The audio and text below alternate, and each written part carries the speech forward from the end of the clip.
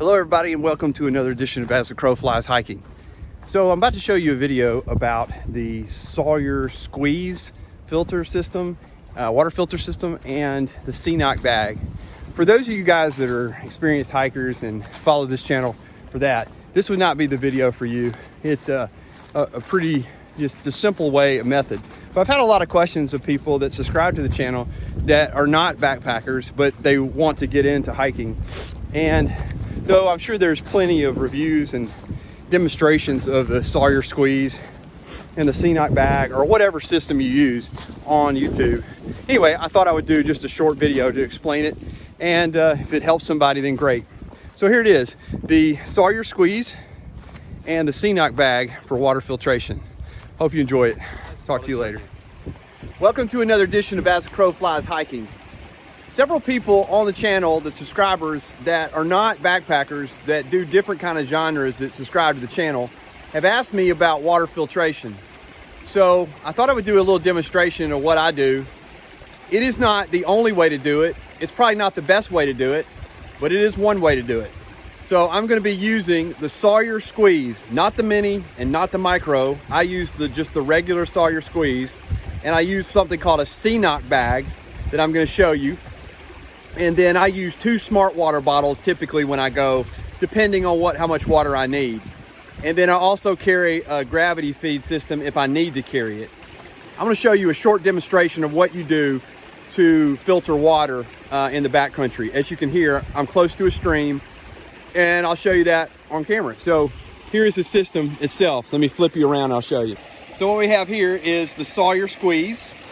I have taken the top and switched it for a sports water bottle so that I can take it and back flush it when I need to, because it typically does need to be back flushed. The flow comes through here, so the dirty water comes in this side, and this side comes out with the clean water. Then you can take this sports bottle and put it on the back side and flush it. This is the gravity feed system that I use sometimes. This is the CNOC bag. Now I have the older CNOC bag that doesn't have the cap that attaches to the valve. So I sometimes want to upgrade and get that cap that's attached so I don't lose the cap. But these threads for the CNOC bag, you can get them different ones to fit the Be Free or the Sawyersqueeze. I have the one that fits the Sawyersqueeze. I probably don't need it, but I usually carry the plunger that comes with the Sawyersqueeze. And then there is the original Sawyersqueeze bag.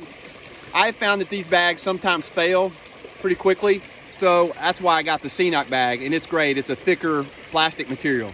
And then these are just the smart water bottles that you can actually, the same thread for the Sawyersqueeze goes on these smart water bottles. And then for my bag, I use a Big Agnes Aircore older bag that I have for all my water system. But there it is, and now I'll show you how to do it.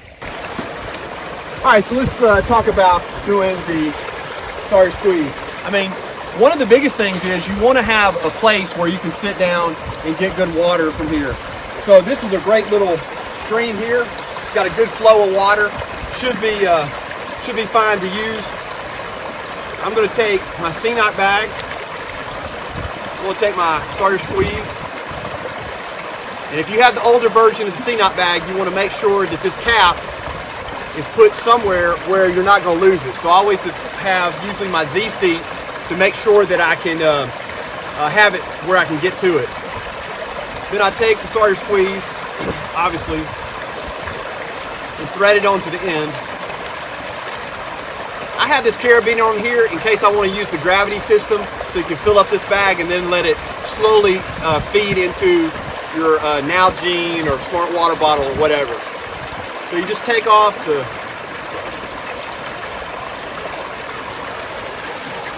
top, and again, make sure that that's somewhere you're not going to lose it. And then this bag opens up. So have it like this. Now, one of the things you might want to do, and I should have done, is I typically won't have the Sawyer on it when I'm doing the water, just to prevent any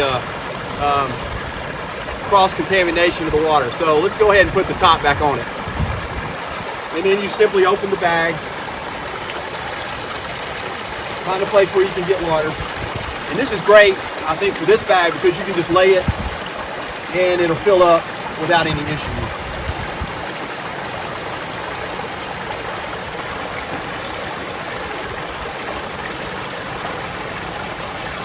So if the water's flowing like that, you don't have to scoop it several times. You can just let it fill up. Then take it, fold it down, and make sure you got the top back on.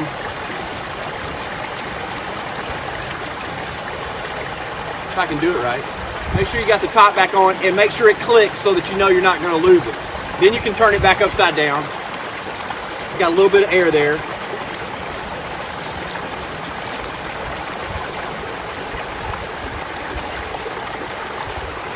Take the top off.